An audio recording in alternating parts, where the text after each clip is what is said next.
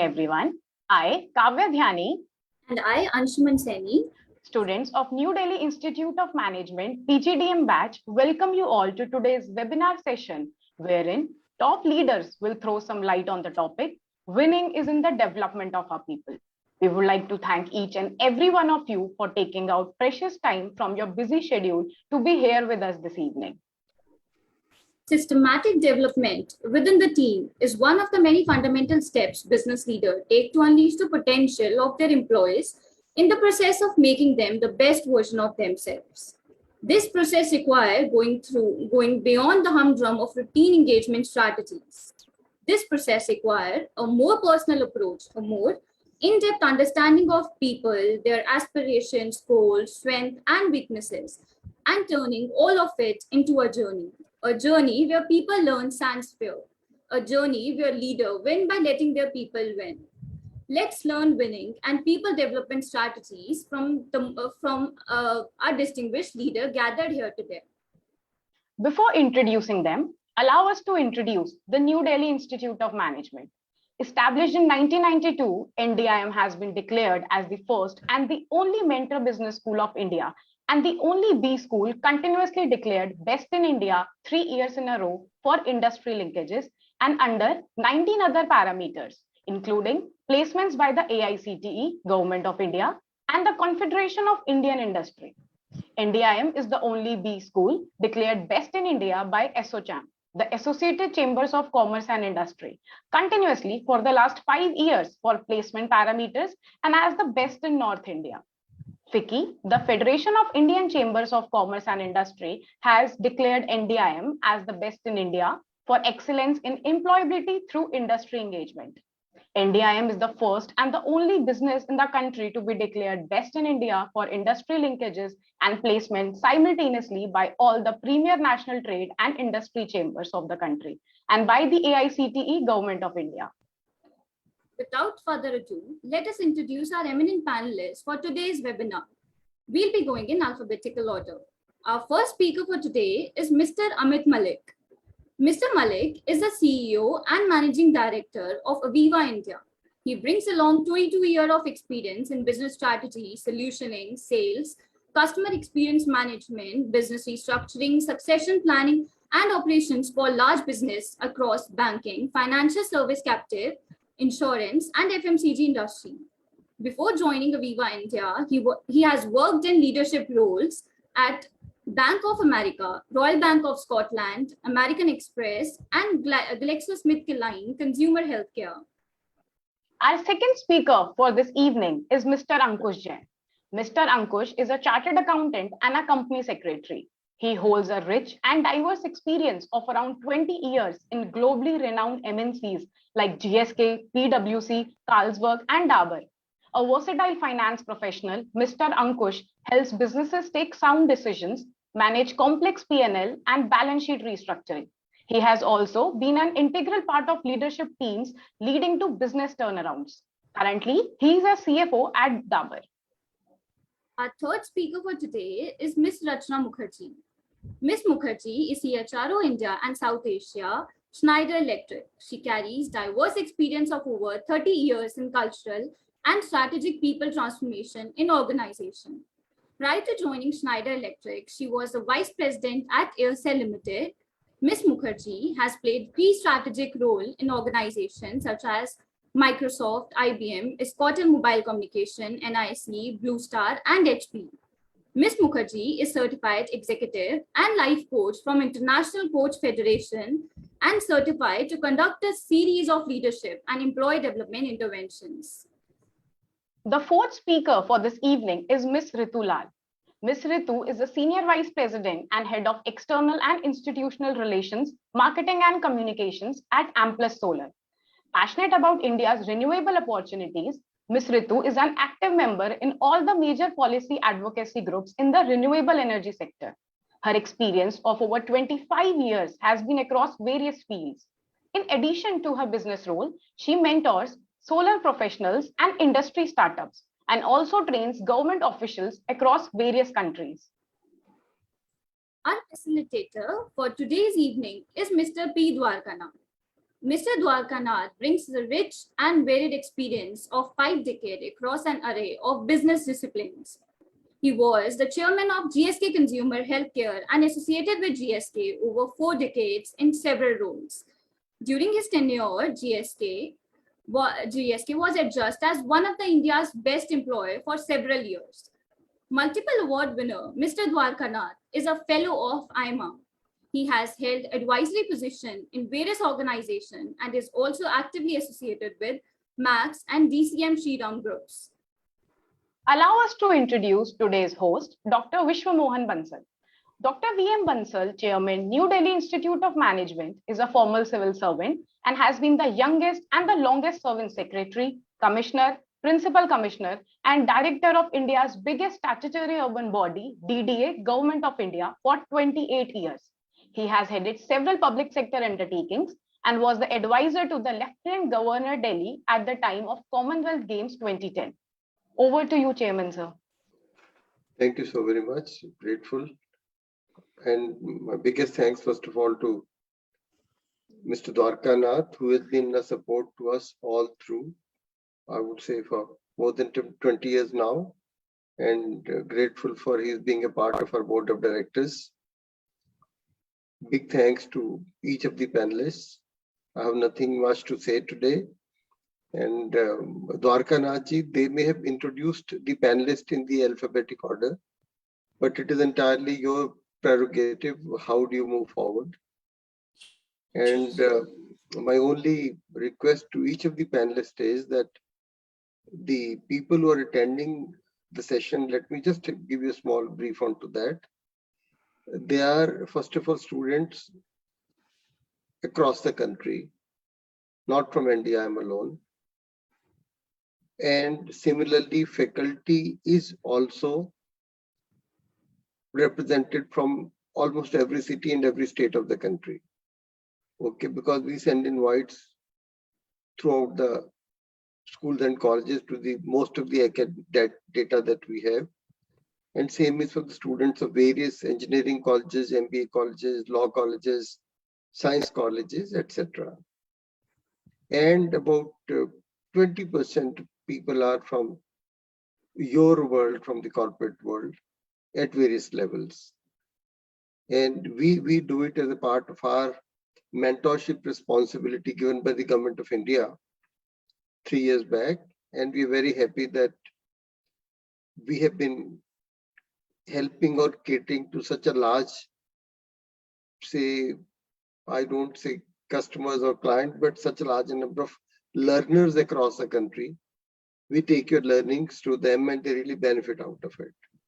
So thank you very much for being with us, and Dwarkaji, please take it forward the way you feel appropriate so that we really have very useful learning across the nation.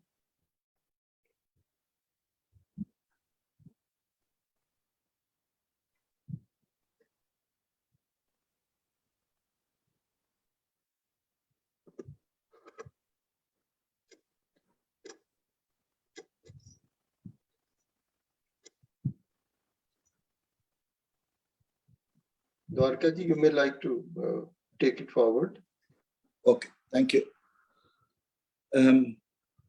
Good evening to everyone. At the outset, to the chairman, Dr. Bansalji, for having given this opportunity. And I wish to thank you, NDIM, and the professors, faculty, and others for having this opportunity to us and to the fellow panel members. Firstly, I need to compliment the research team of NDIM for choosing one of the most appropriate, contextual, and relevant topic for today's discussion. I think, I would like to briefly highlight the construct and the title. It's very important. It's not just been said, nice to have it, but it's the need of the hour, and a lot of thought has been given to it. I must appreciate this. I would like to submit to the viewers, you have a very fantastic panel. And this is not a panel from one sector.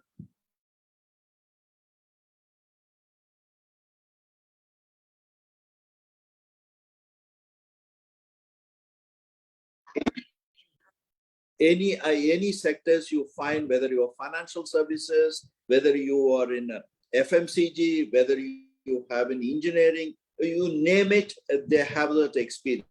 It's a fascinating experience to interact with them, and you will also observe. So you get a very, very diverse and very rich insights based on their experiences. We are not a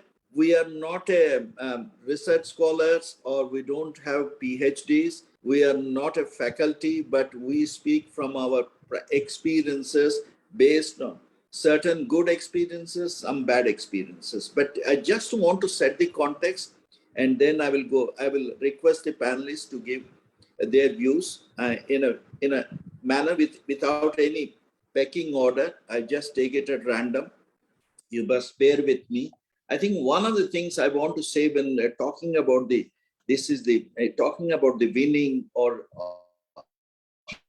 how the develop the people. The important aspect, known to many of us, but students may not be aware, I would request you go and look at it. That's how you develop yourself. I think everything is not taught in the classes. Everything is not taught while working. Some of them you have to learn. Development takes place when the self started focusing on it. That is what GSK has told us. Develop self, then you can develop others. For developing people, your manager can help, your organization can help, your mentors can help, your coaches can help, but it's most important that it has to start from within. I think, that is where you need to energize engagement, satisfaction, the passion, you need to demonstrate it personally. So that is one. I just want to, in order to set the context, this is not based on one-day survey, not based on 100 people.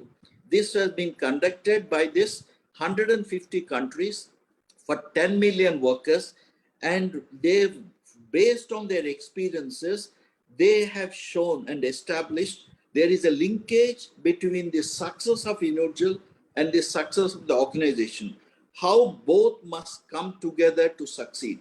See, this is the whole topic. Winning is not only for the person, for the individual, for the employee, but winning is also for the organization. Business growth with people's growth, or you call people growth with business growth, they have to go in hand.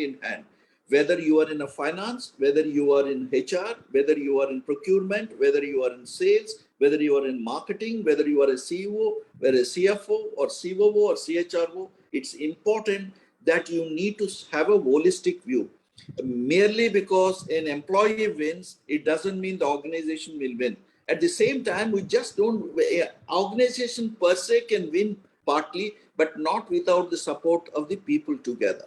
I think I just want to relate to the recent experience, how Indian team can win the Thomas Cup. This could have been achieved only if you see individually, no one is better than the opponents, especially in finals versus Indonesia. Every player, as in a singles or doubles, they are ranked lower than the Thomas Cup team, which last time champions of Indonesia. But how could you win? This is the combined effort of the coaches, the support staff, the organizations, the government, and the players. Ultimately, it is the players who have to deliver. Others can support it. So that is why people will become very important when you are trying to drive this sort of process. But having said this, I just want to quote a very famous quotation from one of the global CEOs. If you take away our money, our buildings, and our brands, but leave us our people, we can rebuild the whole thing. He said 1946, in a decade, now people can bring in 2 or 3 years. That is the beauty. This statement was made by Richard Dupree, ex-CEO of P&G, way back in 1948. But still it holds good. What does it mean? It means if the businesses have to succeed, it's important that you need to have the right kind of people in the right places. Winners do not do many things, but they do it differently. That's what Shivakera said. Same organization, same setup, if a leader is taken and inspired and energized along with his top team, then you can get better results with the same technology, with the same people, with the same products. I mean, which has Toyota has proved it when GM has given one plant in US, said, is running at huge losses. He said, we turn it down, but allow us to do it. What they've done, it's a holacracy. It's what they've done. They empowered the line guys, empowered them, take real-time decisions. Technology is same, product is same, but the outcomes were very different.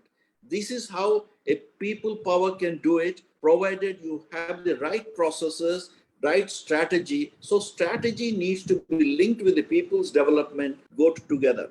So this is my top line comment and submission. So now let us enjoy this event. Are you ready, panelists?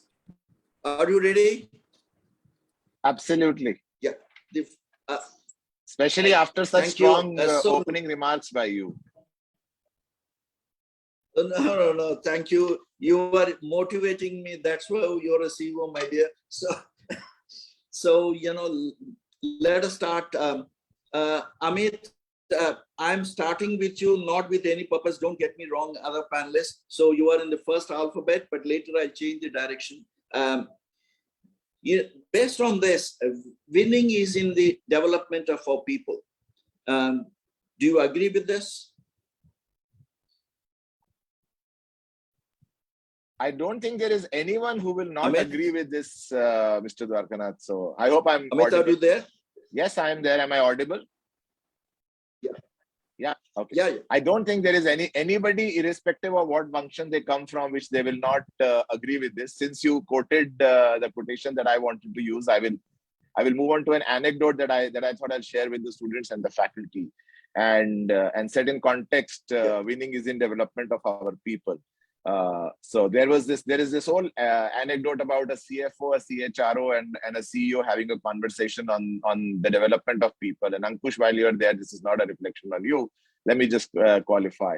The CHRO presents a budget for the development of people, and the CFO says, but why would we have to spend so much? There is so much of attrition in the organization and they will leave. And at that time, the whole discussion comes in from a CEO is, what if they don't? And I think that's the crux of how do we link development of our people in an organization setup, irrespective of what the outcome is. I think we live in an era where people will join and people will leave, and we are any which way seeing a great resignation that is happening. I personally call that a great reshuffle in India, because people are just changing jobs, not like US and UK where they're resigning to do something else. But even in this scenario, I think as an organization, one needs to look at it is, say, we ask people who join us as to what value they will add. What do they bring to the organization? What do they bring in? But I think it's important for us to recognize that it is our responsibility also towards those people, that during whatever time they spend with us, be it 2 years, 3 years, 5 years, or 10 years like me that I've now done with Aviva, how are we going to add to their own employability, to their own skills? How are we going to make them a better professional and a better person when they leave the company that they are? I think that's important. And I think that's the crux of what winning is. You did mention about the sales team, sir, in your introduction. I think when you look at development of our people, and I take that analogy of the sales team forward, it is the process, and I'm just taking that example, saying it's we typically task our sales force on numbers. We always say in sales, it is very easy to have performance management because you are as good as the last month. I always tell my sales team, you're as good as the last month that you have delivered, right? And for the other functions, it may not be so. But I think more than the numbers, it is the process of how we make each of our sales team member a better version of themselves, so that regardless of the numbers, regardless of a good month or a bad month, how do they perform? I think that's important, and that's where I think winning in development for our people comes from. And I could go on, but I'll let you, share the views from the other participants. It's a great succinct statement, Amit, because it's a opening round. You started it very well. I think in the opening overs, the opening batsman should score runs well. So you have done. Now, since you talked about numbers and you referred to CFO, I'm tempted to move on to Ankush. Ankush, you have heard this statement, many times when we talk about value beyond numbers, there is I just build on the anecdote what you said, Amit. This was a conversation between a CFO, CEO, CHRO, and CFO building on it, and the CFO said, despite you are spending to CHRO, you're spending so much money on training. But some of the guys you are losing, say like GSK has lost to Dabur and Aviva and Petronas. I said, what is the fun? Why are you spending so much money? If you train beyond their capabilities at current job, which is not required, then it will be waste of money. But I think in reality it may not be so. But now I will hand over to Ankush to give your opening comments on this, how winning with align with the numbers can help to grow the business as a business partner. Thank you so much, and thanks to Amit also for a very good opening remark as well. Finance is a business partner. We all know it's a business partner, and it helps business take right decisions which may be long term, which may be short term. Whether it's mergers, capex, whether pricing decisions, or balancing risks with the appropriate opportunities, and and more importantly, prioritizing resource allocation in these turbulent times. But the problem is, can we do it ourselves? Probably no. It is the winning team which does it, and the team which can go really beyond numbers, which can create value beyond numbers in this strategic, in this era. And when we say value without numbers, I encourage my team, say, don't only present the numbers or don't only present the financial statements, but go beyond it. See what is the real assumptions, what is the core need of the business, what is the problem statement the business is facing, so that you can help them create right decisions. You can create win-win with your relevant stakeholders, whether it is sales team, whether it is marketing team or HR team. Understand why, in let's say Mr. Amit's example, why even if HR team is saying that we need more training, yes, we would. In fact, I am a supporter of why not train each and every individual in an organization. So go beyond, what is really the financial statements? How can I change the decision making? And how will you do that? When you empower your teams. You ask your teams to go and directly deal with the business. You trust them. I don't normally get involved in every decision making. So my mantra is that the junior most team member should go and speak to the relevant stakeholders in sales, in marketing, in HR, in operations, spend time with them. So as to understand the core need of the business. And I think this helps in self-development, and people feel more motivated when they are empowered to go just beyond the numbers and go more cross-functional. This really helps them. And, we also tell our teams that if you have to go fast, you go alone. But if you have to go far, you really have to go along with your team, along with not only your finance team, but also your other cross-functional teams that will really help create teams. And we also say, teams win World Cups, while individual will win a match, but if there's a great team, you will then win a World Cup, in your domain. So it's very important for teams to engage and empower themselves. Well said. You helped me to move forward now, linking very well. Amit talked about as the broad concept, which is important, is as a multiple stakeholders, be it CFO, CHRO, and so on, CEO. And now you talked about one element, apart from many things, teamwork, and you talked about the trust. I think, I'm glad that, you are focusing.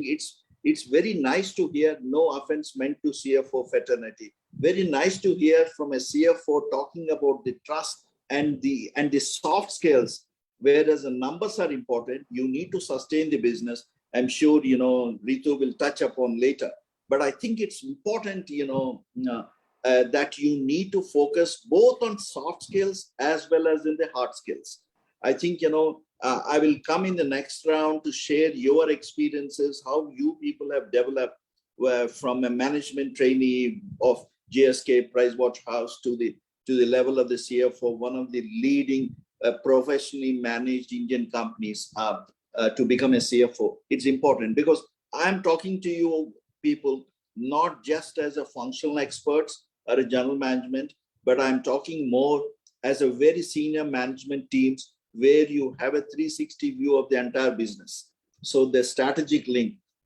So I just want to move on to Rachna ji with a comment. You said it in the research also, Ankush, the point you made, the research also said the word great, G-R, small e and A-T. They said it is growth. Team members feel they're growing in their careers and learning new things. I think learning new things, that curiosity to learn and recognition, team members feel their ideas and accomplished are appreciated. Is a recognition. Then as a trust, team member trust leadership and feel confident about the future. Sometimes if leader is confident, not confident, the team members can get.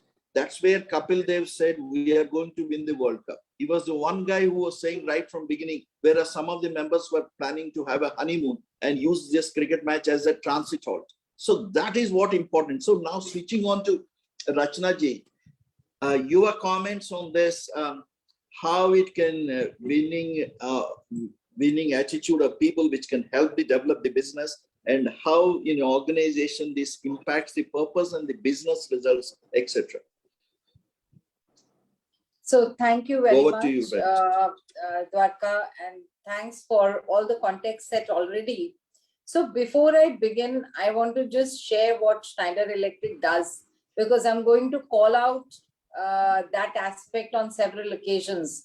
So Schneider Electric provides energy and automation solutions and actually digital solutions for efficiency and sustainability. So, both personally, I and the organization and several organizations I've worked with strongly believe that developing our people is really the differentiator in the marketplace. And, this is also very well captured in our people vision of the organization. And I'm so happy you touched on great. So what we say as people vision is great people make Schneider Electric a great organization, a great company. And greatness comes when you've developed yourself as a great professional. So, a lot goes into that. And also, if we look at some of the research by Aon and others, the total shareholder returns in an organization with high engagement is 22% higher than that with an average engagement. And we all know that some of the top drivers for engagement for employees are learning and development and career management. So, the case is already there for and doesn't need to be proved further. Now, looking from it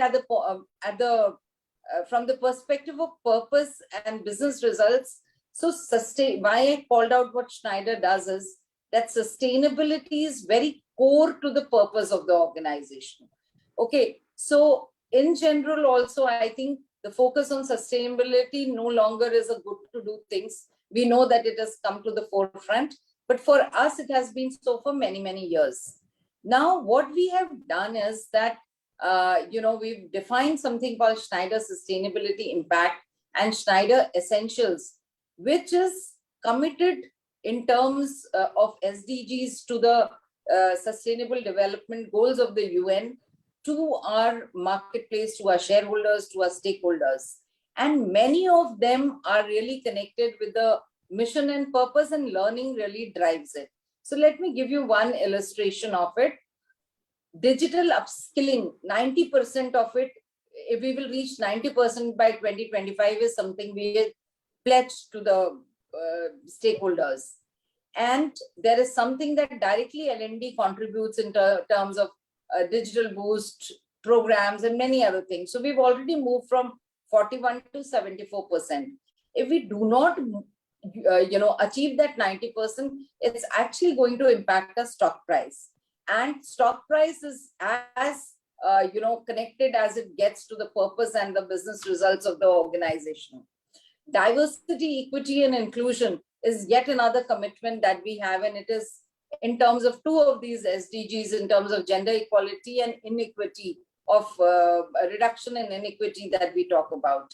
Now, inequity in terms of pay equity, which I would say within Schneider in India, we've been pay equitable for quite some time now. But it needs a lot of education and training of managers, of leaders, etc. We've also committed that we'll be hiring 50% women, we'll be developing leaders 40% in managerial and 30% in the frontline roles. Now, if we have pledged this as a commitment by 2025, then a whole lot of frontline education goes into the development of women, development of managers. So these are 2 more of our commitments to the market, to what we are actually committing to in terms of that. We have a host of development, and I'm sure every other organization also looks at it in that way. But this is how we directly connect to what we are committing to the stakeholders. We know that people who've gone through some of this development, particularly women, 50% more, 50% of them who have gone through this development have stayed for a tenure much longer than the rest, right? 35 to 40% of these people who got developed have got promoted to the next level. So obviously it means there is development. Another illustration that I would like to give is in the direction of the learning on sustainability, etc. itself, because it's such a big commitment to our purpose. So we have started getting our people to go and develop the market and train the market on sustainability through Schneider Electric sustainability schools, etc. And hence, one of the things that has happened is we got ranked as the topmost sustainable organization in the world. So that is really the connect with the purpose, and a whole, I think 90% of what we are doing is through learning and development. Now, connecting it really to how the business results could be. One of our values is learn every day. It is very, very strongly embedded in what we do. In our 2025 strategy, reskilling and upskilling is very strongly embedded. So whether it is to do with digital, AI, ML, e-commerce, whatever. Now, employees, of course, we can get these skills from outside, but if we don't have our internal people developed for this, we can't contribute to the strategy that we put together. And that really comes from learning, development, etc. And this is very, very business linked. But I want to also come and call out something. When we have developed our salespeople for some of the skills, we found that people who got trained versus people who didn't get trained were 25% more, more successful in moving up, and they were able to bring some 10 to 15% higher sales in the market. Now, this is all the hard ones, but Dwarka, you also called out something about the soft skills, leadership and succession. It's a very wishy-washy part as people see it. But I want to just say that in a very, very structured way, when we every year dimension how much leadership will we need to achieve our 2025 strategy, who would we need at base level, mid-level, senior level, what skills and capabilities we will need, because that will really steer the organization in the future. We find that developing leaders becomes very important, and in that direction. So in the last many years, from a 50% buying of leaders, we moved to just 20% buying of leaders. And then we find 77% of all these leaders are from the development, structured and unstructured development interventions that we've brought in. So, the leadership which has to take the business forward is strongly connected to the business results. And this is how we are able to sort of look at it. So I just thought I'll call out some of the experiments and experiences we've had. Thank you. Thank you for sharing your experiences is a great achievement as a Schneider. We've got a great respect to Schneider for what you're doing in both in terms of the gender diversity per se, as well as in sustainability. I think some of the points you have been captured brilliantly. I think if you see the research also, just to reinforce for the benefit of the students and others, it's, the same, the research which have been referred to as the Connects, which is a very worldwide known for employment surveys, engagement surveys and all. They also felt the word they've used was harmonization, that you need to harmonize the engagement of the people, what you've been saying, and align with the organization goals, so that the engagement is a catalyst to get that extra edge in the performance, while alignment ensures everyone is heading in the same direction. So that is what has been said. And, I think you led to me a very interesting topic. It's where I'm going. Ritu, you are lost in this order, but not the least, let me assure you. And the point, which you have been talking about it, you have been passionate about it, because you are one of the few people who have moved from an FMCG to a solar energy sector, and having done so successfully.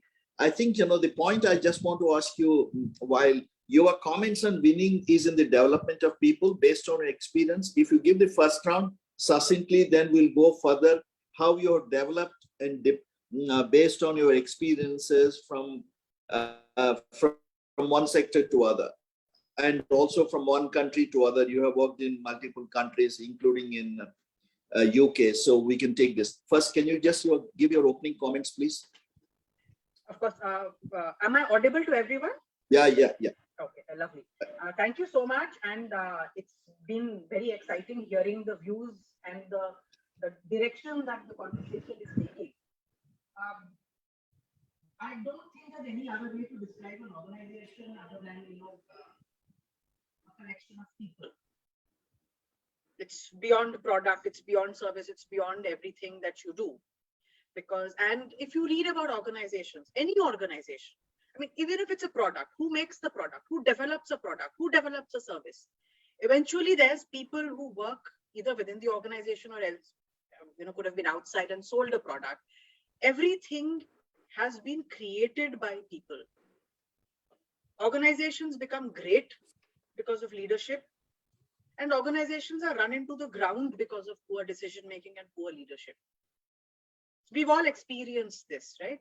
In our lives, in our careers, all of us would have had, I don't want to go into these kind of details, but we would have all experienced the highs and lows that come from good leadership, motivation, poor decision making, poor leadership, lack of training, and all of that.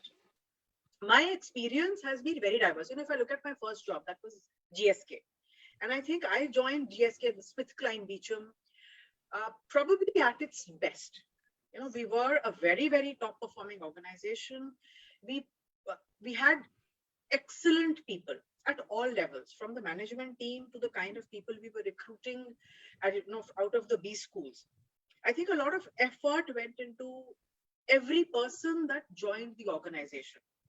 Joining, it was not easy. It was not, there are many organizations with a hire and fire policy. It's all right, come on board. If it doesn't work out, you exit. And I think in those days, GSK followed a very different approach. They were very, very selective about who they got in. There was a good marrying of the ideas that the organization believed in and what the individual brought in, right? And then you learn to grow in the organization. It had such a great learning culture. A huge amount of my time was still while, it felt like you're in an education mode while you're also performing. And it has helped each of us develop into, I think all of us have really, really benefited from what we've learned there. I feel so proud to see my colleagues in such senior positions in very, very reputed organizations. And I'm sure all of us owe a lot to the base grounding and education really that we got from our employers. So it doesn't matter whether you work at GSK or you work elsewhere. as the culture of grooming and, developing leaders, making leaders out of young children, 20, whatever year olds who come out of college, is something that companies like GSK have perfected to an art. There are other such companies also, quite a few of them. And we've produced leaders for the entire corporate world. Coming to my current role, right? 8 years back, I joined a startup, as unstructured as it gets. 4 people, one tiny crammed room in a business center where, there was, we sneaked in a chair from outside, and one person moved left, one person moved right, and I snuck my chair in between those two. And that one room was where we were working. We had nothing, all of us came from, good, solid backgrounds. A lot of them came from the energy sector. There were people who, there was a person with technical expertise in solar energy. I don't know what I brought into this whole equation, because I was neither from the energy domain, nor was I an engineer. But I heard of this idea that, we are going to offer the opportunity to corporate India to go green. We are going to bring solar to their rooftops in a risk-free solution and help them go ahead with their green ambitions. And this is where I came in. No processes. What process would an organization that does not have a single client, that has not yet established a single, our product is a solar plant. We've not set up anything. But what we had was a winning attitude. And again, this winning attitude may mean different things to different people. There's, unlike, a World Cup where there is one World Cup and there is a victor and then there are losers, okay? But even within that loser, there is a runner-up and there is somebody who made it to the semifinals, right? And for a small team, making the semifinals might be a big deal, right? For some persons, it's either you win it or it's as good as nothing. So there again, it's a very different attitude, to different people, winning means different things. And I have met people, who, at amateur levels who play sport and who say, okay, it was a big thing for me to be playing against XYZ, or, that itself is an achievement for myself. So that sense of achievement that you get within is also a very, very individual thing. But it is a certain attitude. It is all about people, so those, we were a team of 5. Today, we are a 300 plus team, right? We are one of the leaders in our segment. So within, it's a very niche segment of distributed solar solutions, catering primarily to corporate India. We are considered the thought leaders today in this space. 3 years ago, we were bought out by Petronas. And this was their first acquisition, international acquisition in renewable energy. And, we are the platform being used by Petronas to expand, their green ambitions, because now every energy company has realized that there is going to be a transition from fossil fuels into the future, which has to be, we have no choice but to be sustainable. And we are the platform that became the, kind of the catalyst to bring about that change for Petronas. Other companies, Shell, BP, all of them are now trying to go clean. We couldn't have got here without what we, what I would call like a winning attitude. That belief, you talked about that 83 belief, the belief that, the team of 4 had, who I joined, that, we are people with experience, we are people with expertise, but nothing more than that. And we can build an organization from scratch. That is a winning attitude, so very, very different and diverse experiences for me, but the end result is the same. Thank you, Ritu. It's a great statement you made, winning attitude. It reminds me, before we go to the next round, it reminds me, I think some of you are very familiar, with GSK really, simply better, SmithKline Beecham believed in 5 key requisites for change. And, I think Rachna ji has touched upon one, how do you hardwire the soft stuff? You have a great soft skills, but culture, values, but how do you dovetail into hard skills like strategy, systems, processes? They have to go in hand. And you talked about the winning attitude. Unless you have that winning attitude, I think this is what the messages you as a panelist are giving it to the students. You need to have that confidence, will to succeed. you may fail once, doesn't matter, you need to make an attempt. That's the message, which you're giving. If you want to sustain in the business, you need to do it. I think RACHNA ji touched upon sustainability. You also touched upon. The students may be wondering, Amit, why we are talking about SDG, why we are talking about sustainability, because I never heard it during my career, sustainability, SDG goals and all. Now we are talking, is it nice to talk or is it important to talk? Because you as a sitting, as a CEO, when you're saying, in your case, Amit, when you're talking about does the development needs of the depends from the function to function, sector to sector, from country to country. What is this? How do you? Is it sales team a deployment versus a development? You focus on numbers, or otherwise Ankush will not agree. Or is it the focus on the development along with this growth of the business? So the question to you is, based on that, what we have seen in our organizations, because you are all, I think you need to focus on this, how you have grown very quickly and develops, yourself, because as a HR guy, you are carrying a Horlicks bag. I think, that's where you said that I should run a business, right? I think, Ankush says, I don't want to be an auditor. I want to drive the business. I can be a strategic business partner. And so is RITU. So is RACHNA. She talked about it, how they are developing people within.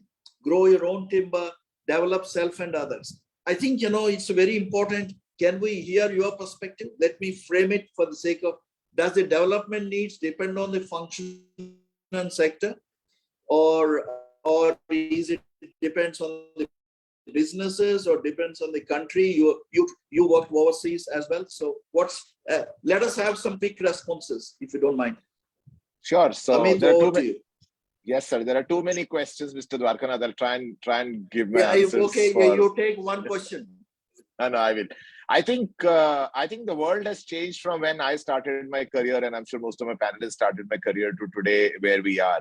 Like you said, first of all, on the sustainable piece, I think it's very, very important what Ritu touched upon from a sustainability standpoint. And, all businesses have to become, have to look at the environment. That is the big issue, sustainability. Let's go green.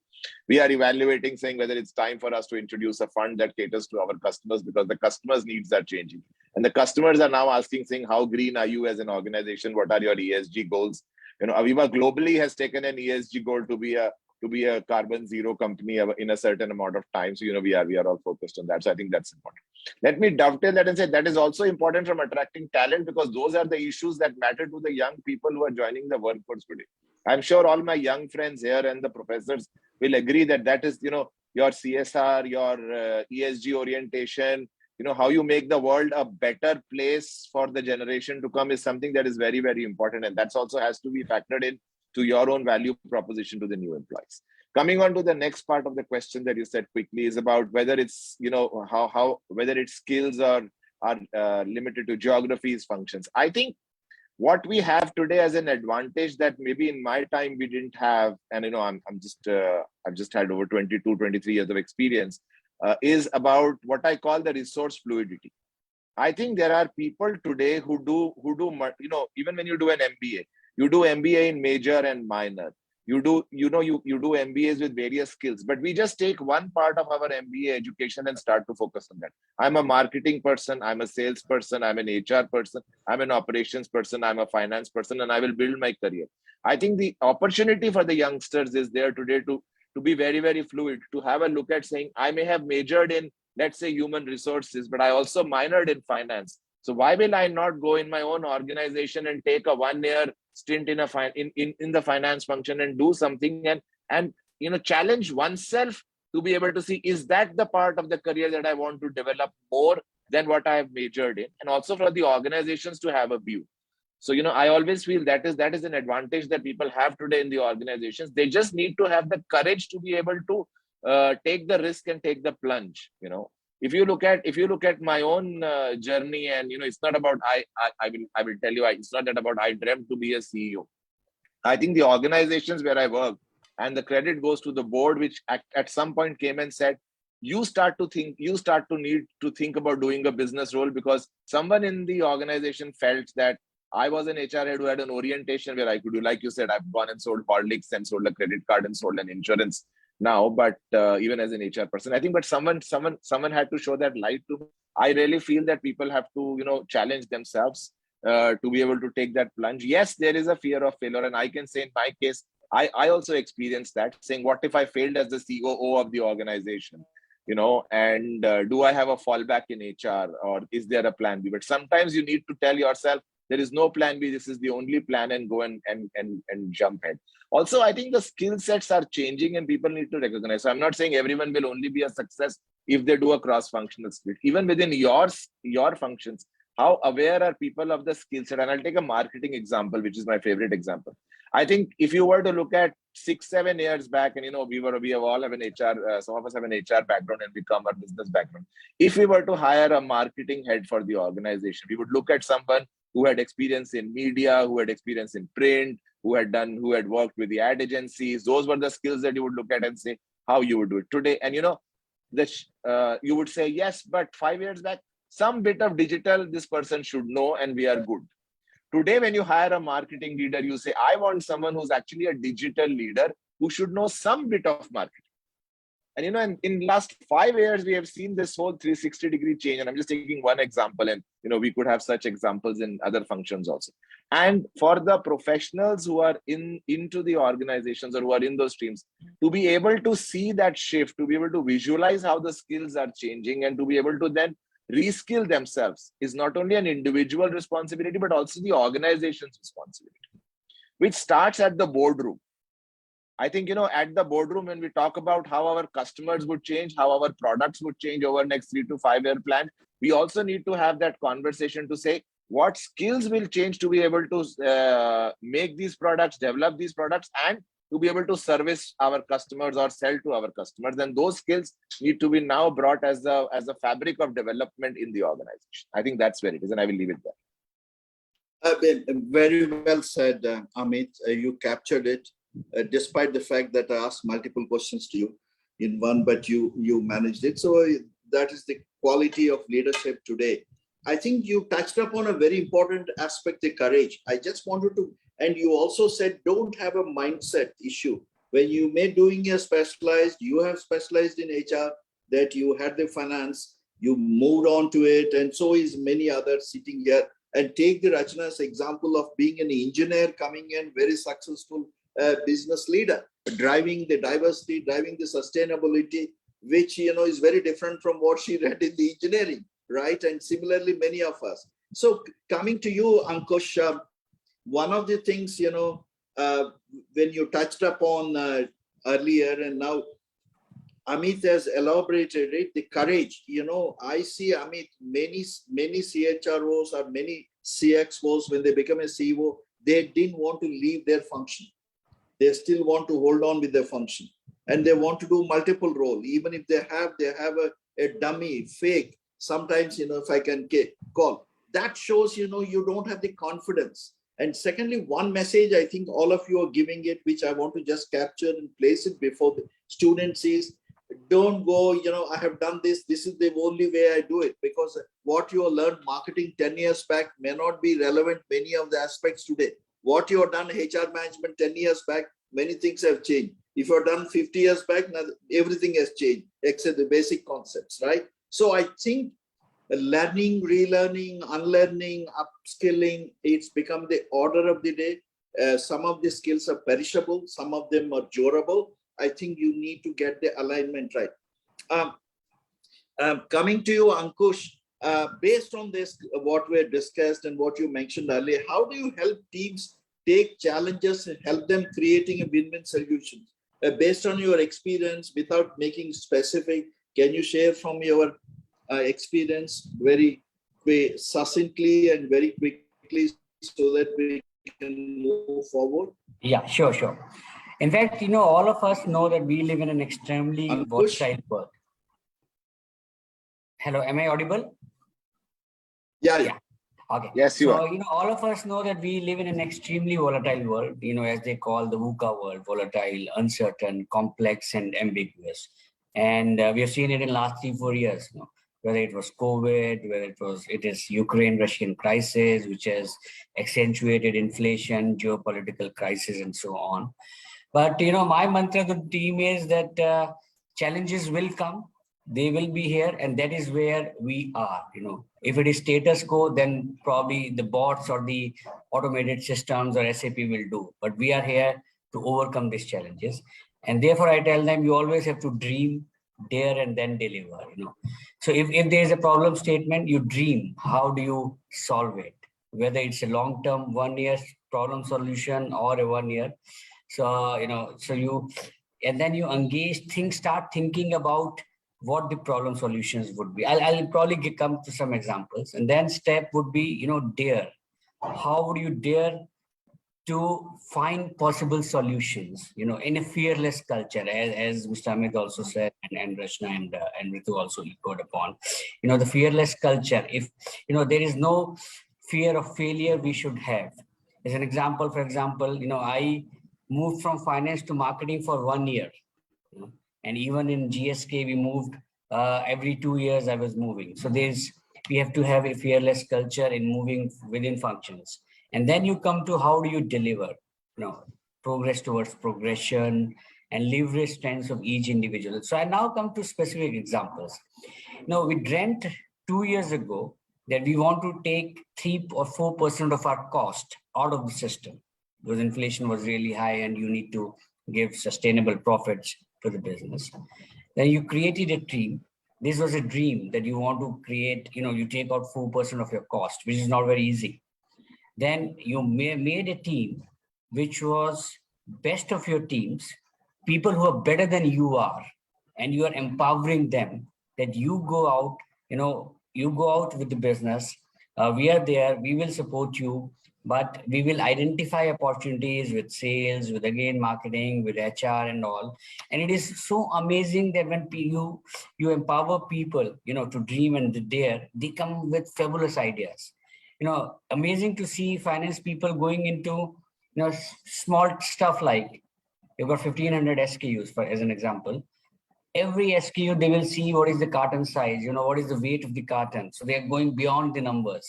So they are seeing, how much is the freight per truck, how much is the distance. So they are engaging themselves, going beyond simply finance and identifying and engaging with business. So it's amazing, when you delegate to people and they come out with brilliant solutions you can't even think of. That is very important.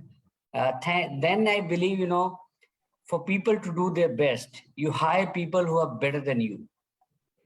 You look for qualities in people who can in next 2-3 years, replace you or succession planning.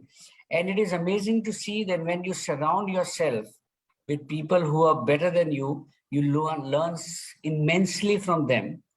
And it only helps not only in the overall business, but it also helps you develop much better. You are able to spare your time thinking much more strategic initiatives than you would have otherwise done. So I think, to help people, I normally go for dream, dare, and deliver, empower them, motivate them, and the positive environment which gets created, the results are phenomenal. There are, and I'll give you one more example. Last year there was a profitability challenge. So what we dreamt that how can I ensure that my sales team not only talks about sales but also talks about profitability. So we wanted to create a system which gives them an SKU-wise profitability to my every SO, to my every SSM, so it changes their behavior. I'm happy to share that within 1 year, though it was a complex issue, we are able to give them, a metrics which they are able to drive business in a much better way. So there are a lot of examples, but I think in the interest of time, I think. I like this word: dream, dare, and devil. Dream, dare, and deliver. It's brilliant. Yeah. I think you are talking like a HR manager who has become a CEO, ANKUSH. You are talking about better than me, recruit better people than me, talking about succession planning. that is the shift I just want to place on record for the observation of especially the students. I think, the chairman has felt that the messages, what we want to give based on our insights and experience, we are not talking a concept. The concept, the faculty is always there. They are very learned and they can give it. But I think we're trying to linkage the concepts with the insights, what you have. I think, your marketing experience speaking for itself. I think when you go and start doing it, you will also understand and you are stepping into the shoes of the salesperson. Otherwise, as a finance guy, you may be asking for the costing, justify this and all, but when you see, you understand. You will be able to ask better questions. I think one message I want to give from this is asking the right questions, getting into the, empathize with them, step into the shoes, and, try to recruit people who are better than you. I think, it's a great message. Now, coming on to you, Rachna ji, this is the one question, which I thought you would be able to, since you touched upon, I thought I'm tempted to ask you, since your organization known for its progressive and disruptive approaches, have you tried any disruptive practice for development? The word disruptive, earlier I used to understand negative. Now I realized how powerful it is, how innovative it is. So can you share quickly something which is in your top of mind, which will be helpful to the students? Right. So thank you so much. I want to just compliment the thoughts brought in, the insights brought in by the other panelists.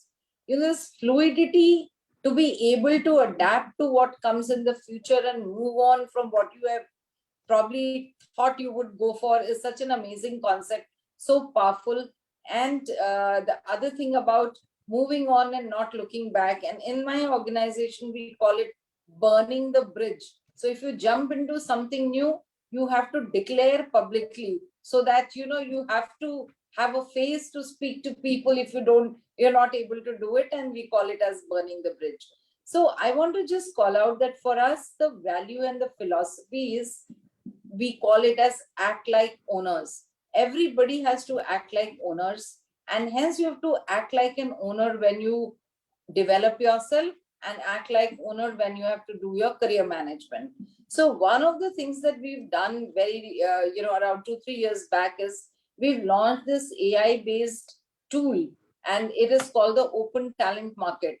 The philosophy is, when a talent goes outside to look for a job, for whatever pull or push factor, they don't ask their managers. They don't have to be in a certain tenure in the organization to apply outside. So we said we'll replicate that inside the organization. And now in that AI-based tool or platform, as we would call it, without any permission from anybody, even if you're 3 months into a role, you can apply for any global role. It matches your profile to the jobs globally available. So people take that ownership. Nobody is guiding you. You take charge of your career and you move on. You develop for the roles you're applying for. And if selected, your manager can only facilitate the exit. So that's one of the things I wanted to call out. We also, through this platform, have driven something called the borrow of talent. So buying talent and building talent, we are all familiar with. We said, for every opportunity, you don't have to get a person. Just launch a project on this open talent market, and people across the world participate. They give 5% of their different people's time. And that's a great development for the individual and a great resourcing mechanism for the organization. Similarly, there are mentor-mentee relationships that evolve there. So people take charge of it. So act like owner is one of the things. And the second thing I'll quickly touch on is a sounding board for every leader. So let me just talk to you about the CEO sounding board. Very early career, bold bet talent is brought into this sounding board. It's, of course, some kind of a mentoring, because they work on live activities of the organization, not projects. They work live on different activities. However, they reverse mentor the CEO. How could a particular thing that they handle be done in a digital manner far better, because these are all digital natives. So, there's a reverse platform. Again, it has a lot of act like owner aspect and a lot of belief and confidence to go back and train or mentor a senior person.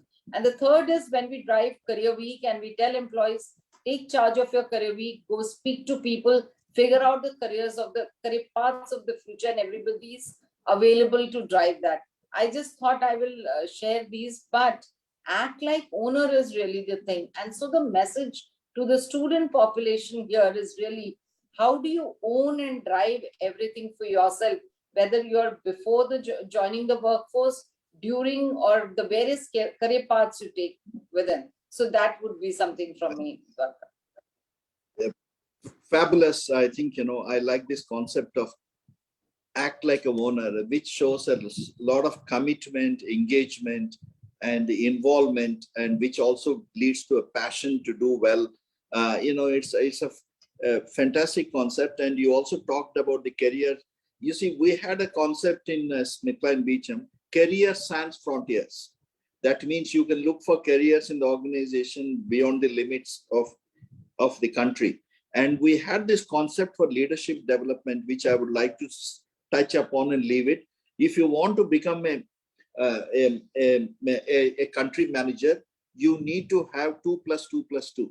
You need to have done it in 2 functions. You need to have in 2 businesses. You need to have worked in 2 countries, since it's a multinational. So I think, under this scheme, there were 17 people at one stage from consumer businesses, but across the board, mainly in marketing and sales and manufacturing, across all over the place, which has shown that, if you have a very structured, you touched upon earlier, if you have a structured processes and systems and a growth in a sustained basis, you can do many wonders. Everything need not be, we had this concept of grow your own timber.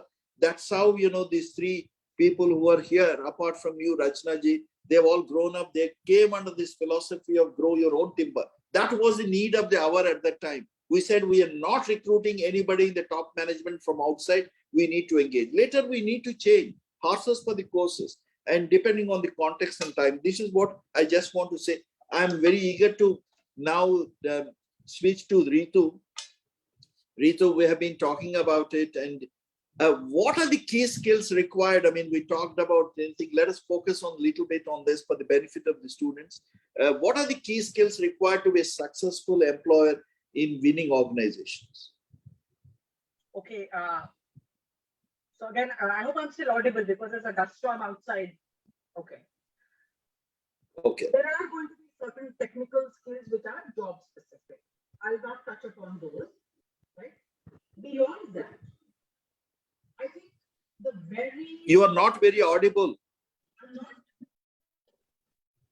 Ritu, you may like to put your video off. Maybe that may very audible to me. Is it the same with others?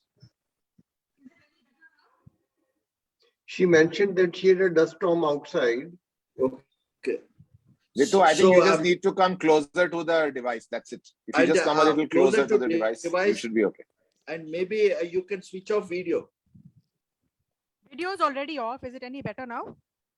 Yeah, it's better. Yeah, it's totally good. Yeah. Okay, so I actually put on headphones now.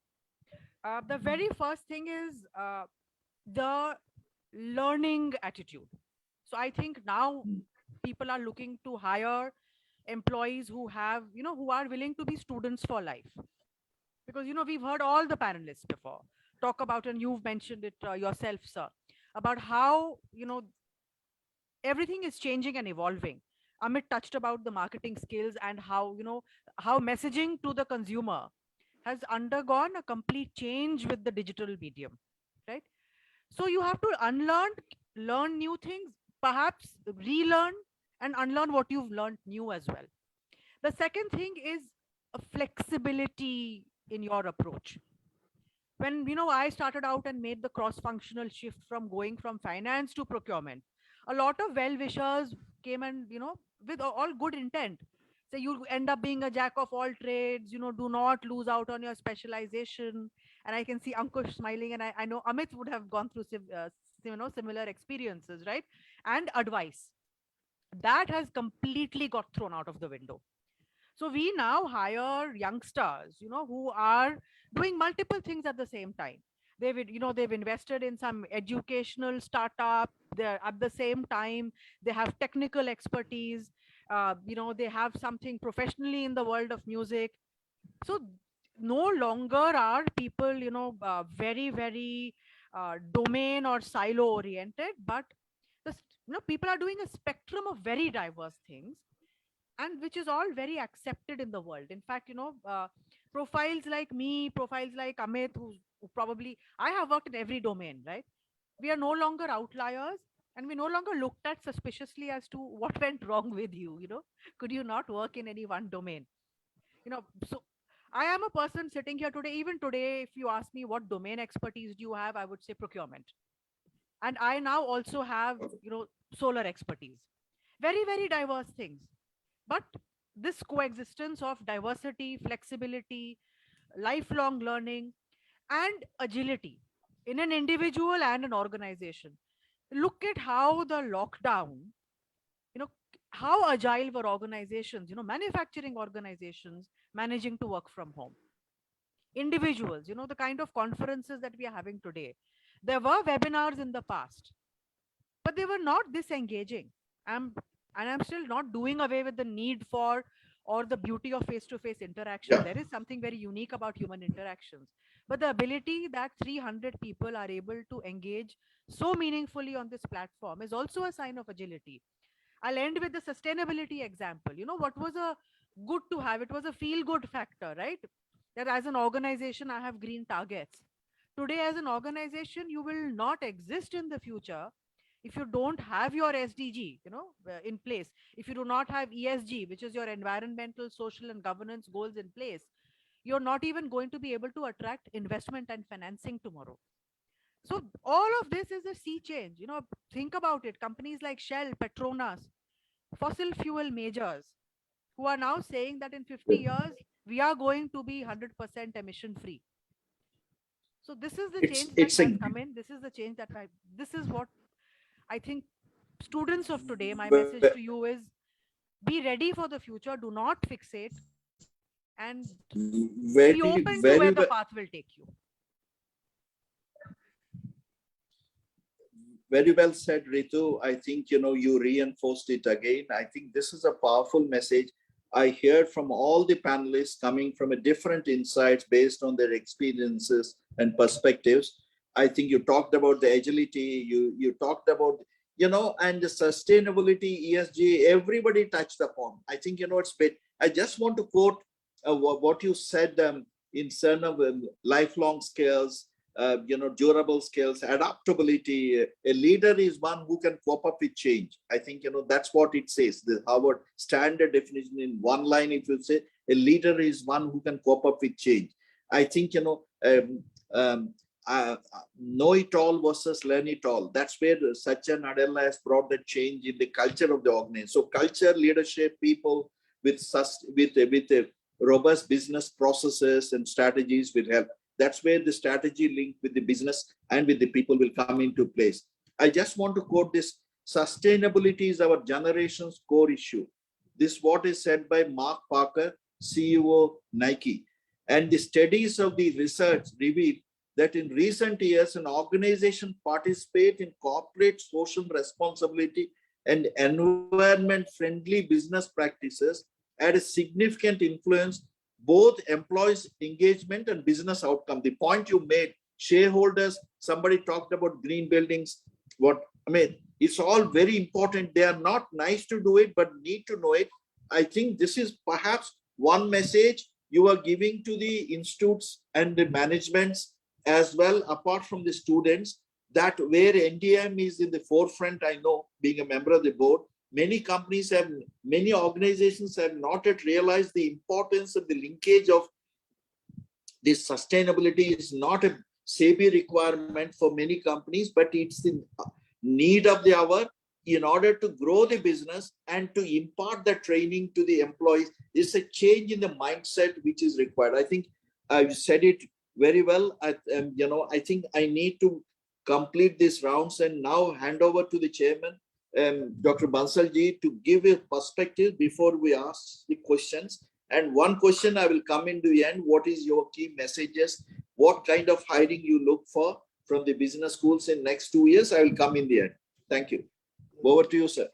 Thank you, Dwarkaji. I will not like to take any time because fantastic learning is happening from each one of you, for which people present over here and people listening to us or who would be listening to us in the coming days or seeing the recording, you know, there are several hundred or couple of thousand people who are interested in this learning.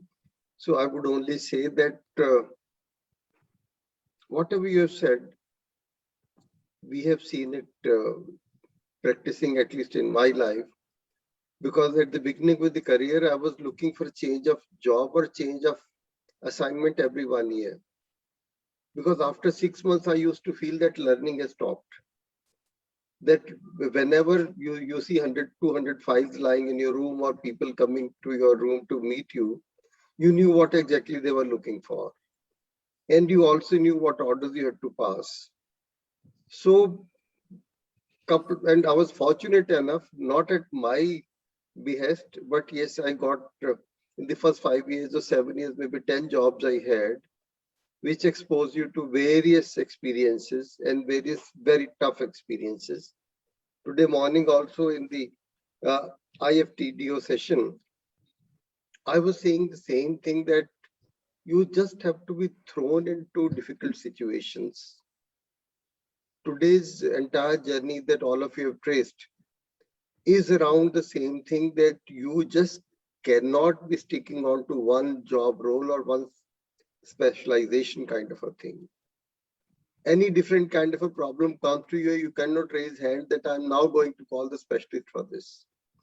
You are the specialist for everything if you need to grow. And that's the difference between the manager and the CEO or the chief. If you want to stay as a manager, totally good, you carry on. If you just want to reach the top of the ladder, and if you want to reach the top of the ladder very soon, then you need to be asking people to tell me the problems and bring only that problem to me for which you don't have a solution. And I'm sure your mind will throw the answer. I had, of course, tremendous journey throughout my career. I don't say I had a solution to every problem, but I put my neck into every problem for which people didn't have an answer. So thank you so much, Dwarkaji, and maybe I'll request my Professor Devin Chawla and Dr. Momita to take some questions from the panelists, and I'll continue my learning with each one of them. Thank you. Thank you. Thank you, sir. Actually, there's a big storm. Even at my place, I'm not able to switch on the video, although I'm trying. No problem. So, sir, actually, you know, after the webinar, it has become very, very clear that, you know, people are the most important asset for any organization.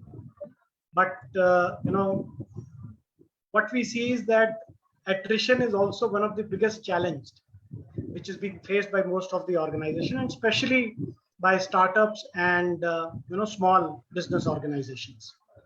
So Rachna ma'am very, you know, mentioned a strategy of act like an owner. So that is one strategy. So what the question is that what strategies should startups follow to hire and retain employees?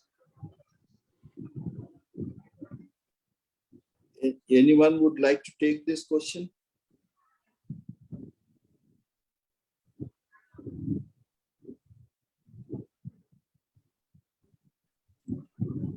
Maybe I can attempt, though I'm not in a startup, but thanks, Professor. I think, you know, what we at least look for, and that can be echoed even for startups, we look for people who are very positive in their mindset when we hire. You know, for us, I will give a preference to a person who is more positive than, you know, than maybe an education or numbers. Person who is more solution oriented, who, you know, is more looking for solutions. And today's world, for example, you know, 25 years ago when we started our career, we didn't have Google. So people who are more, you know, tech savvy, people who are who can adopt, and people who can speak to stakeholders, you know, to find solutions. So those are the type of people we would look for, and I'm sure, you know, startup would also. And Professor, I'll add to what Ankush said. While I also don't work for a startup and I work for very traditional companies, but I think whatever little I know of, and Ritu's the one who comes from that background. I think it's both for the organization and the individual. What is important from a retention of the employees? How do you deal with failures? Because startups are about trying. It's about how do you learn from your failures and how do you move forward? I think that's one thing.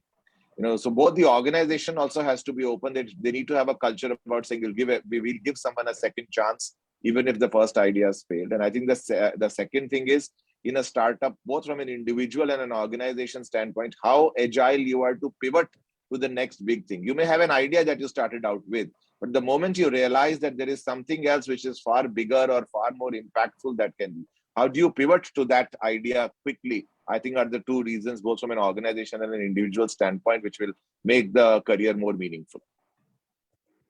Thank you. Just Thank add you. two things here, Professor Chawla. Beautifully said, Ankush and Amit.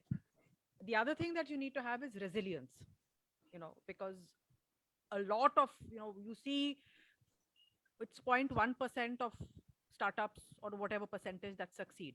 The rest you don't even hear about. A lot of them sink without a trace, right? You need to have a lot of resilience and to get back on your feet. And the other thing that you have is you will need people who are self-starters and self-motivators. Unfortunately, startups, because we are so it's bootstrapped. There is no cash. Unfortunately, the kind of mentoring and guidance that is available in modern established organizations, the kind of HR that is available, is not available in a startup. HR comes much later. Unfortunately, it is something that should come at the beginning, but there is really no money for anything. So you need people who are completely self-starters, who can drive and motivate themselves, people who can multi-skill at the same time. And, because there is no, this is accounts, this is this, this is that. Those five, in my experience, there were these five of us who were doing everything. Procurement to finance, to HR, to selling, to everything else that goes with an organization. So I think that agility is what's required. Thank you. Thank you. It's great answers. I think just to close it on this, unless Rachna ji, you have a point, ability to work in a very unstructured environment. I think, that's an important ability. There will not be hierarchy. There will not be any process. Only thing is, as they said, empowered, ability to take the courage to take that experiment. Many people wanted to do it. I mean, they want to start up. Then you need to caution them before that. Then, as Amit said and Ankush and Ritu said, this all happens. So that's I would say, ability to work in an unstructured environment. Because when you go through a management school, you said about in a structured way. This is the organized structure. These are the process. These are the. If you don't keep scoring, you're not just practicing. You have to deliver all this. But here, it's a very different ball game. Thank you, sir. Rachna ma'am, would you like to add something? Yeah. I'll just add that for me, I think startups are actually great development schools. You don't need any more further development structured process, because it is on the job that you're learning and growing very well. I think what I see today is, now I'm talking of the organization and not the employees. If the startup organizations, they can't have the money for everything, they can't have the resources for everything, but they have the intent for long-term people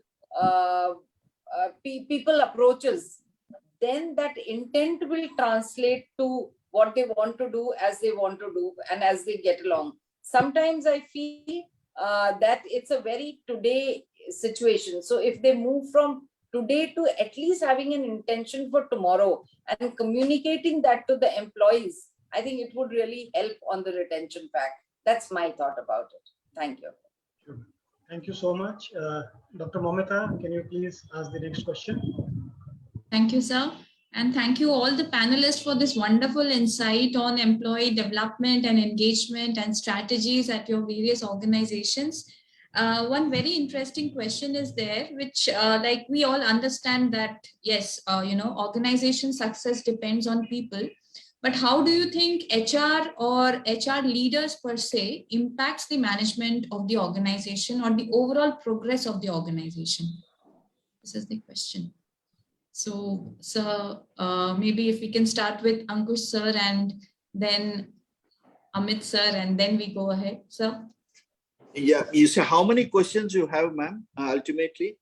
So Third question. My session is if we can cover more questions, that would be great. I mean, correct, I know all of them are very capable of doing it, but I think if you keep asking everyone, we will not be able to cover many. I mean, I'm not saying others cannot come in, chip in very quickly, but anyone, Ankush, you want to try? I mean, I wanted you as a finance guy. Why not you try? Need not be HR guys. Okay, so the finance is my domain, but let me try for this HR, you know. Yes, please. HR, I think, plays a very, very important role in the design and structure of the organization.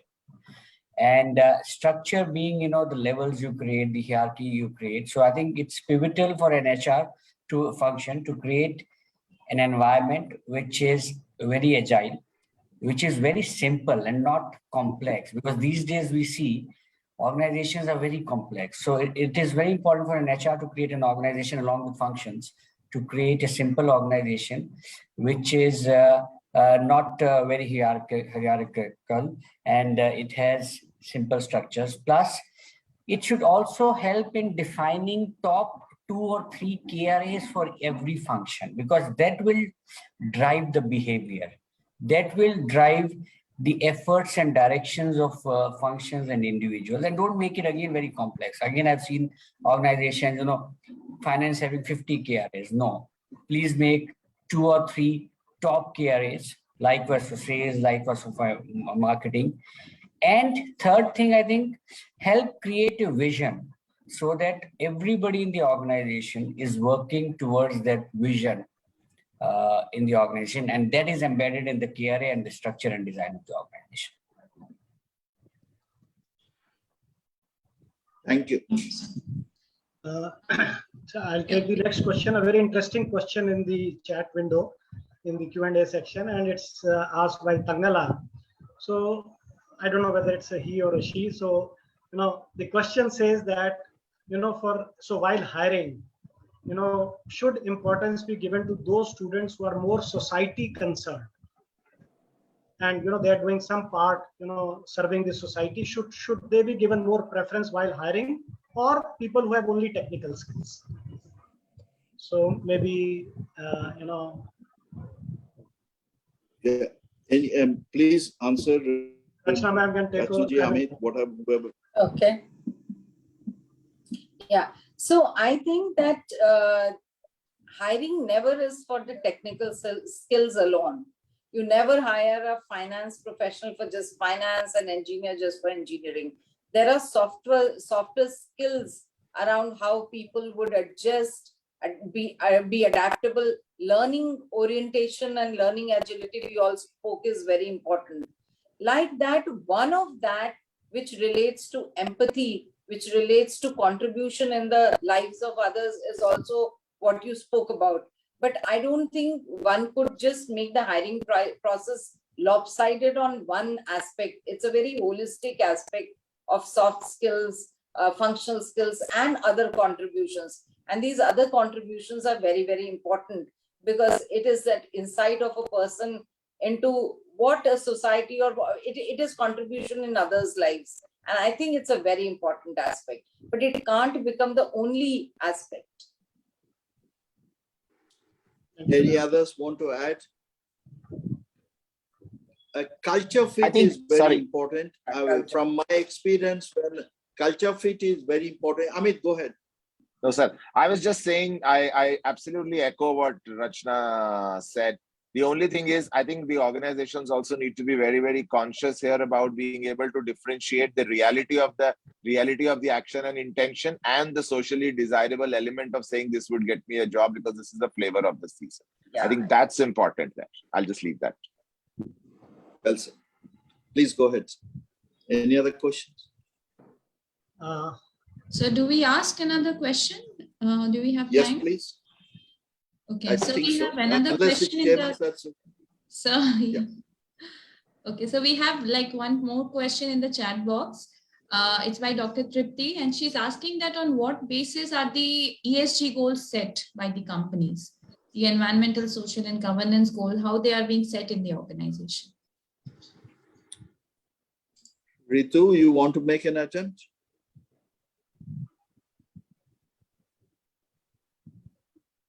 This is a fairly recent term, ESG in this matter, and clubbing in three fairly separate domains of the environment, of governance within an organization, and the third is the social impact.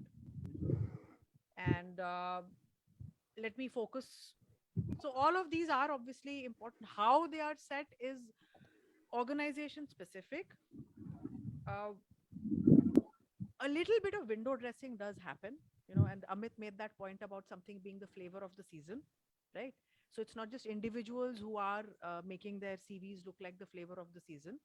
It's also organizations who are dressing up their activities to make them, appeal more towards all segments that impact them, their key stakeholders, which would include, anywhere from people who own their stock to the investment market to financiers, customers and consumers, and potential and existing employees, to make themselves more attractive to their entire ecosystem, right? Environmental goals are that way easiest because, it is all coming from, there is this term that has been coined net zero. It is a term which has been adopted by countries. It is a term which has been adopted by large corporates. And this is a term that, this is physically easy to describe and understand. So this is there. And there are a lot of other policies, governance today would also include something like, the kind of posh policies and everything that, that kind of checklist that you have in place.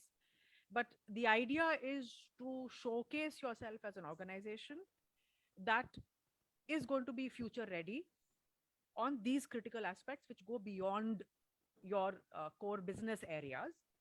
I don't mean to sound cynical, but I think even if you started out as just window dressing, eventually, if you start working on it, it will percolate. It's like a lot of organizations, when they talk about how many gender roles they're going to create, etc., etc. It may start out as a checklist or a checkbox, but eventually the benefits of that will percolate and you will become a more gender neutral organization. So even if you start out not pure window dressing, but more as, okay, this is what we need to do to look good, but you start practicing it, it will filter down into creating positive changes culturally and every which way in your company.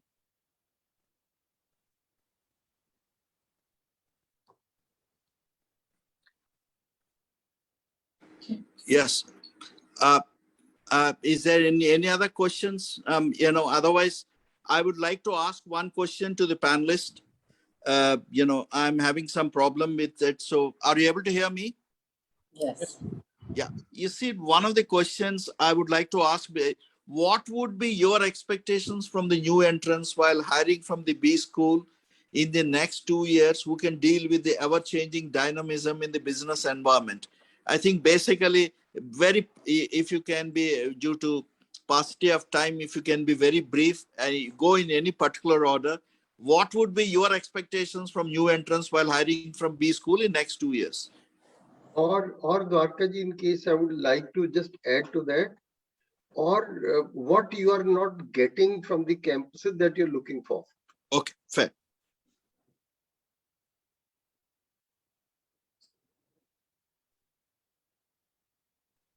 I think I can quickly put my 2 cents over here. Interpersonal skills, communication and articulation, listening skills. Great. Anyone else? If we go on the panelist one.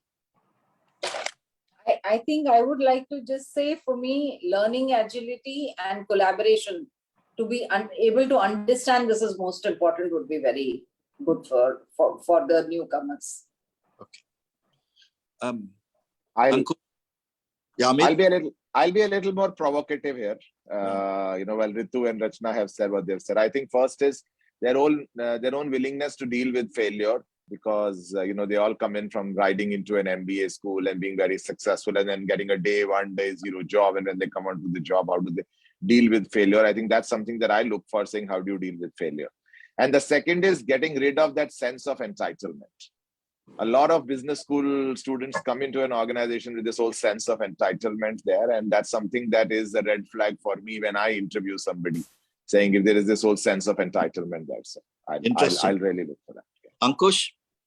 I think probably, as I said, it's mostly positive attitude, solution oriented and fearless approach. That I will go there, I will think as if it's my business and start being a fearless person. Oh, great. All perspectives are great. Let me add a totally different dimension, and not in a lighter vein, but this has been articulated from SmithKline Beecham way back in 90s. The CEO said, what do you look beyond CV? Especially when you're looking at young talent, when you're saying, I remember that. I just reel off. I didn't expect this. One is, you said, street smart. You need to be organizationally savvy. I said, street smart doesn't mean chalu. In a very positive tone, I'm talking. Second is sense of humor. Enjoy what you're doing. Both failures and success come together, but go ahead.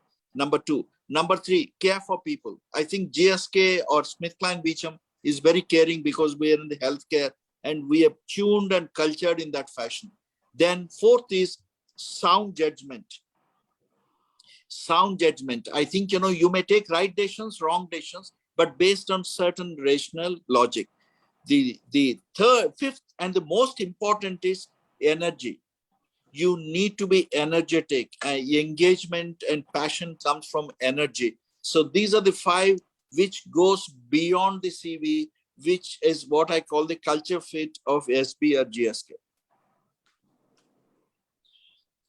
So, sir, with your permission, now can we conclude it? Yeah, certainly, sir. And, firstly, I would like to thank on behalf of my panelists to New Delhi Institute. At the same time, I must thank each panelist, Rachna ji, Amit, Ankush, Ritu, for having spent this valuable time. It is not only spending today the amount of preparation and the the efforts you made to make this happen, which I'm very, very grateful to all of you, very personally. And for me, believe me, it is a great learning. It's a tremendous of learning. I think it's been recorded. I think I would like to have the recording, sir, with your permission. I think there's some of the concepts. I think one thing I just want to give, I think one message I want to give it to faculty on behalf of the panelists. Please be relevant, be practical. You may have a structured syllabus, but keep changing it. It's a very dynamic world. I think what you have seen today, I have not heard. I learned a lot from all the four. They came with a different perspectives. This is the experience. I think, you need to blend those into hardware, into soft stuff, and make it happen. Last, young friends, I think you try to understand and appreciate. We are here to just give our insights. Ultimately, you are the best judges how to take forward. Development starts from the self, not from others. Development starts from self. Please bear this in mind. Your business schools, your teachers, your management can guide you, facilitate you, but they cannot give you. You need to make it happen. So change is constant, change is dynamic. And while I'm thanking the NDIM, thanking my fellow panelists for a wonderful session, I want to end up as saying there are four kinds of people. People who watch things happening, people who do not know what's happening, people to whom things happen, but distinguished minorities like you who will make things happen. Change is constant, change is dynamic. You need to understand and appreciate, have this outside-in view, have a total stakeholders management. Don't act in silos. There are many messages given by the panelists. I can't sum it up, but this is my ultimate submission. Please remember, if you don't keep scoring, you're just practicing. So wish you all a very great Saturday evening. Thanks for joining us on a Saturday evening, to the panelists and to the audience and the viewers for your patient hearing. Thank you. And thank you very much. Thank you. I just, before you exit and before I say the final word of thanks, I'm going to make a call on each one of you, which Dwarka ji has been honoring, of course, as you've seen today for the last 20 years, is that we have seen that each one of you is very keen to pass on your learning to the next generation. And at every platform, you go to the Government of India, you have to go to any business chamber, you go to all the platforms where you are going every day. Same discussions, same learnings, same recommendations come out, as you would agree. Difference happens only on putting the recommendations into practice. Difference happens only when those things are put into place. So at NDM, we have been trying to do it. And as far as the course curriculum is concerned, it is not reviewed 6 months or 1 year. It is almost reviewed every month. Whenever they learn something from you today, our faculty puts into place very early. And if they cannot, they seek the help of the industry experts like you to please come and take care of that part. Because we feel that the student is at the campus today, they need to get the benefit of today's learnings given by you rather than the students of the next batches, because by that time the requirement would change.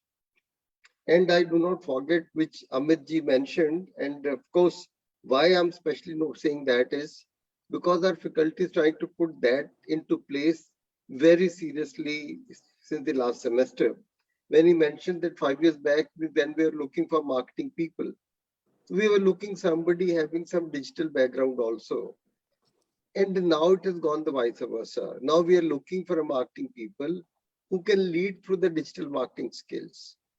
So all our courses, all our programs are best technologically enabled programs. Just for the information of Dwarkanath ji, because he's on board, Dwarka ji, 2 days back, we had a 2-hour long session, our faculty, with Professor K.K. Agarwal. As you know, he's the chairman of the National Board of Accreditation. Yeah. And he also happens to be on our board. He's on only one board in the country because he can't be on any board. But because of his personal relations, he has continued to be on the board despite being chairman of the NBA. And because he's one of the biggest names in the technical field. Yeah. So we were trying to learn subject-wise technological enablement. So virtually that subject is taught by the technical faculty with input from the marketing or finance or the HR rather than the vice versa. So we are trying to put every lead into place, and whatever you have said today, we are going to take it very seriously. And one final request is that please keep on guiding our faculty. Please keep on guiding the students. My job will be half done and your job will be half done. If we go away after a session, if we do not come and monitor as to your learnings have been put into place or not. Yes, I believe into that. Otherwise, you will feel I wasted my day, I wasted my time, nothing happens. So kindly, if you see our website, I mean, more than 350 very senior professionals like you are regularly mentoring our students about 2 hours twice a month, or depending upon their convenience, 2 hours a month. And we assign 3 or 4 students to them only. So they become kind of your lifelong followers and you become their role models. So just keep all those things in mind. We are very keen to learn from you, very keen to put all the learnings into place. I can only assure you that. And with that, I convey my very sincere thanks to each one of you. And of course, to the 226 people present with us till now, say with us for the last almost 1 hour, 50 minutes. I'm sure each one of you will carry home this learning. But again, it is of no use till you put into practice. So that's my request to each one of you. Thank you very, very much, Dwarka ji, once again. And very grateful regards, gratitude to Amit, Ankush, Rachna, Rituji. Thank you very, very much. Thank you. Thank you. Thank you. Thank you very much. Thank you. And thank you very much. Thank you, Dr. Bansal. Thank you for having Thank us. you. Thank you. Thank you, Amit. Thank you Thanks. so much. Thank you.